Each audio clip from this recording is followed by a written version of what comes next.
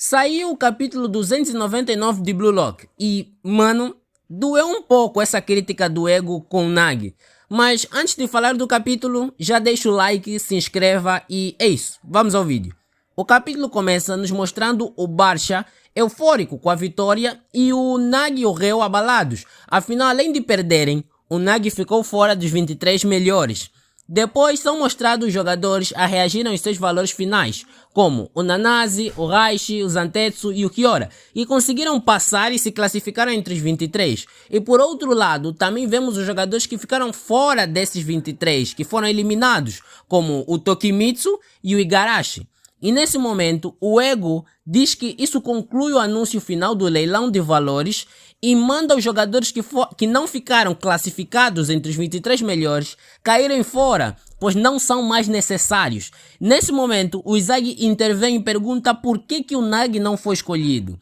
O Ego então responde que o Nagi não conseguiu se provar em uma partida. Houveram sim momentos em que ele brilhou, mas ele é muito inconstante e que o valor que ele recebeu é adequado para alguém do nível dele e que é apenas isso, ou seja, todas aquelas jogadas absurdas que o Nagi fez naquela partida contra o Bastard, né? Ele não conseguiu replicar aquilo. E em todos os momentos, todas as grandes jogadas que ele foi fazendo, né? Ao longo da liga, ele não conseguiu ficar constante. Tipo, agora ele tá em cima e do nada ele tá embaixo. O Izagi diz que o Nagi tem talento e o Reo também refuta isso. Quer dizer, a escolha do Ego, não o que o Izagi disse, dizendo que não faz sentido, já que o mundo reconheceu as habilidades do Nagi e que, apesar de ele estar apagado, né, nesse momento ou em alguns momentos, existem jogadas que apenas ele, o Nagi, pode fazer. E que ele é um gênio, e pergunta se deixá-lo desaparecer aqui não seria meio que um desperdício. E tenta pedir ao Ego que recalcule os dados, ou que volte a organizar tudo, né, pra tentar ver se tem uma chance do Nagi conseguir passar. O Ego manda o Reo calar a boca e tomar juízo. E mano, aqui começa um grande esculacho do Ego. Ele simplesmente mete moral em todo mundo para lhes deixar consciente o que é o Blue Lock. O Ego diz que o Blue Lock não é escola e que desde o início este era o laboratório ou um laboratório para criar o melhor do mundo, e pergunta o que ele estava a dizer. O Nagi é um gênio? Ele pergunta se isso é uma piada. Ele diz que os resultados foram bem claros. O talento do Nagi murchou. E mano, o autor do mangá se esmerou. Olha esse quadro do Ego. E esse não é o único, tem mais um que também ficou absurdo lá no final, mas continuando. O Ego explica que talento não é só acreditar nas suas habilidades, é acreditar nelas e depois prová-las, que é o caso da inconsistência do Nagi. Ele mostrou que consegue fazer um monte de coisa e depois aí não conseguiu fazer mais nada. Então, é basicamente isso, você não pode só acreditar, você tem que provar, você tem que mostrar do que é feito, não é só falar. O Nagi é basicamente, ele mostra uma vez e depois não consegue mostrar de novo. É basicamente esse esquema, né? Mas o Ego diz que o talento muda de acordo com o ambiente e o estado mental da pessoa, e que amigos, rivais, objetivos e emoções podem aumentar ou diminuir o talento de alguém, e que às vezes podem se obter resultados que superam o seu talento. Ou seja, aquelas fintas absurdas do Nagi, ou gol, voleio triplo, isso tudo são momentos em que o Nagi extrapolou o próprio talento, ele foi além disso. Ele diz que eles, ou seja, quando ele diz eles, ele está a falar dos jogadores, ele está a falar das pessoas que estão assistindo, todo mundo que acompanhou o Nagi se iludiram achando que ele é aquele momento dele das fintas, do voleio quíntuplo, aquele era o verdadeiro poder ou o verdadeiro talento do Nagi. E o mundo exigiu isso dele, que ele tivesse naquele nível. E que naquele momento, o que eles deveriam ter visto é que aquilo é um resultado além do talento, e não o verdadeiro talento do Nagi. Aquilo era muito além dele. E que o maior erro foi deixar o gol contra o Bastard o convencer que ele derrotou o Izagi. Ou seja, o maior erro deles foi olhar e falar, não, deixa o Nagi aproveitar esse momento. Ou seja, lhe deixar acreditar que depois dele fazer aquele gol, realmente, ele venceu o Izagi, ele superou, ele atingiu o objetivo final dele. O Ego pergunta qual seria a maior causa de um talento murchar. Perda de esperança? Desespero? Medo? Mas não. Não é nada disso, é a satisfação. E mano, esse é o outro quadro absurdo do ego. Essa cena parece algo saído de Tokyo Ghoul, sei lá, é um quadro muito absurdo do ego, ficou muito bom. O ego diz que o Nagi ainda não tinha o que era preciso para vencer o Izagi, mas venceu por acaso, ou seja, sorte. Ou seja, é uma chance em 1 milhão. E ele alcançou essa uma chance em 1 milhão e venceu do Izagi. Mas não é como se ele tivesse condições num cenário normal de ganhar do Izagi, que estava evoluindo num nível muito mais absurdo que ele. E o desejo dele foi saciado. E um animal de barriga cheia esquece como se caça. Basicamente o que ele quer dizer é que ele se conformou. E nesse conformismo dele, é que o talento dele atrofiou, é que a vontade dele atrofiou, tanto que depois disso, ele não quer mais, ele não tem mais a vontade de continuar a jogar. Ele falou, pronto, atingi o máximo que eu podia e é isso. Ele se conformou. E isso foi um erro. E o ego diz que aquela chama que o Nagi perdeu não vai voltar. E naquela partida, ele deveria ter lutado até o fim, sozinho.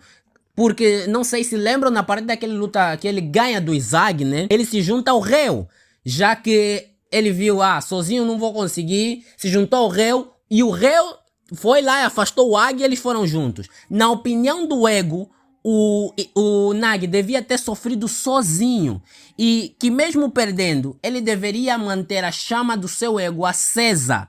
A escolha de formar um time matou o talento do Nagi. É isso que o ego diz. E mano, eu não sei como dizer isso, mas na minha cabeça ninguém consegue me tirar isso, que o Reu foi um grande culpado nisso. Porque tem um momento que o Agi até tenta interferir depois, e aí é o Reu que para o Agi, fala, não, nós vamos conseguir sozinho, não vale a pena se intrometer aqui. E mano, isso foi um grande erro, porque pelo menos se o Nagi se enturmasse com o time, ele estaria num ambiente estranho, ele estaria a ser pressionado a fazer mais. E por mais que ele não tivesse muito motivado, ele podia fazer assistências, ele podia fazer bons passes, ele podia fazer fintas que ajudassem o time e trabalhando com o time, mas não, o Reu fez o Nagi trabalhar sozinho com ele e na última partida eles quiseram inventar que iam conseguir fazer isso que já deviam estar fazendo mais tempo. Então, para mim, o maior causador da morte do talento do Nagi foi o Reu. Porque o Nagi já tinha abandonado o Reu antes. Ele já tinha lhe deixado para trás. Já tinha lhe falado, não, nós precisamos de nos separar porque nós juntos não tá dá. E eles foram e evoluíram sozinhos. Quando o Nagi voltou e falou, não, vamos nos juntar, aquilo cabia ao Reu lhe dizer, não, meu. Ou seja, tipo, eu não tô a dizer que a culpa é toda do Reu também naquele momento, né? Como se ele tivesse a consciência de saber que isso ia dar errado de novo. Afinal, eles tinham evoluído e talvez agora juntos novamente a estratégia daria certo, só que não deu. E pra mim, um grande culpado disso é o Reu. Tanto que no último momento em que o Nagi perde a bola, a aura dele começa a se acender, ele tá frente ao gol. Ali é o tudo ou nada.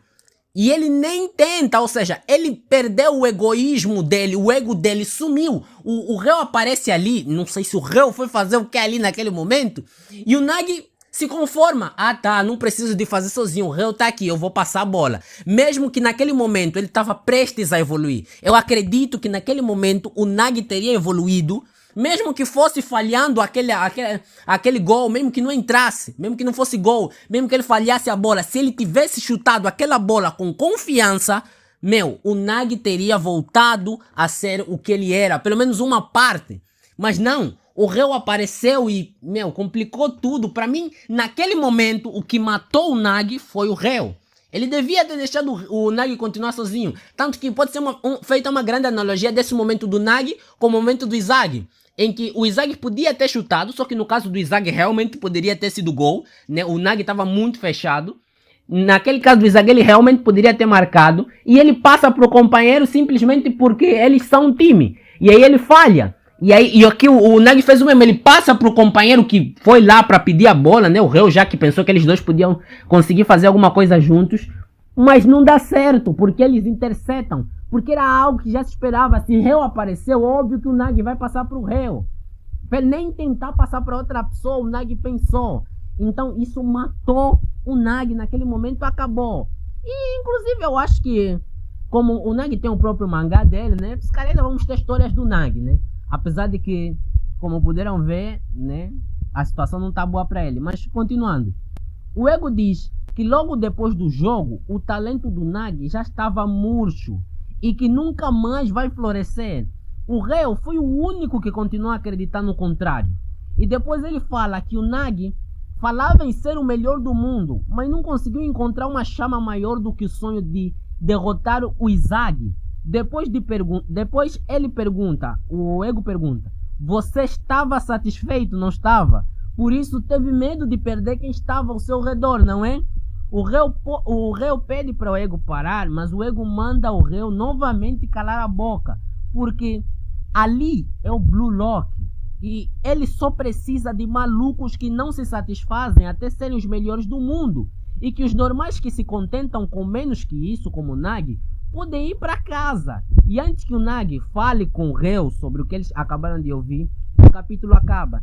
E mano, eu entendo o que está acontecendo. Infelizmente, olha, o Nagi é um dos meus personagens preferidos da obra. Infelizmente tá ali usar para passar aquela mensagem de tipo, não é só ter talento. Tá a ver? Não é só você ter habilidade. Se você não treina, você não vai. Se você não tem a motivação, se você não se automotiva, de nada adianta você ter a melhor habilidade. O teu talento vai atrofiar. E foi o que aconteceu com o Nagi. Tipo, eu entendo, eu gosto dessa mensagem, mas eu queria que não fosse passada com o Nagi, mano. O Nagi é um personagem muito bom. Eu gosto muito dele. Desde o início apresentado como gênio, tem aquele momento que ele perde, ele se esforça para evoluir e isso podia ter sido só mais uma das evoluções dele. Ah, mano. Então, eu sinto, né? Não sei a quem não sentiu. Eu sinto essa dor ao ver o Nagi partir, já que ele realmente tá fora do Blue Lock agora. Mas é claro que teve eliminações que doeram mais, como aquela... Não tô a lembrar agora o nome do personagem, me apeteceu falar dele. O personagem do qual o Izagi roubou a técnica de movimentação do campo. Ele tinha um passado em que ele tinha os irmãos e tinha aquela toda a história da família dele. E aquilo toca um pouco mais. Então é uma história um pouco melhor, né? Mas é isso que aconteceu. O Nagi foi eliminado. Eu acho que o Rei é um grande culpado em cima disso, já que eles criaram uma relação simbiótica, né? Mas é isso. Agora é só esperar o próximo arco de Blue Lock. Mas, se quiserem, eu posso começar a trazer também capítulos do mangá. Na verdade, estou a pensar em trazer capítulos do mangá do Nagi, o Blue Lock spin-off Nagi. Deixem aí nos comentários se querem, deixem nos comentários se gostaram do review do capítulo, se concordam comigo, se discordam, qual a vossa ideia do qual será o futuro do Nagi. Querem mais vídeos de Blue Lock ou de outras obras? Deixem um like, mais uma vez, e...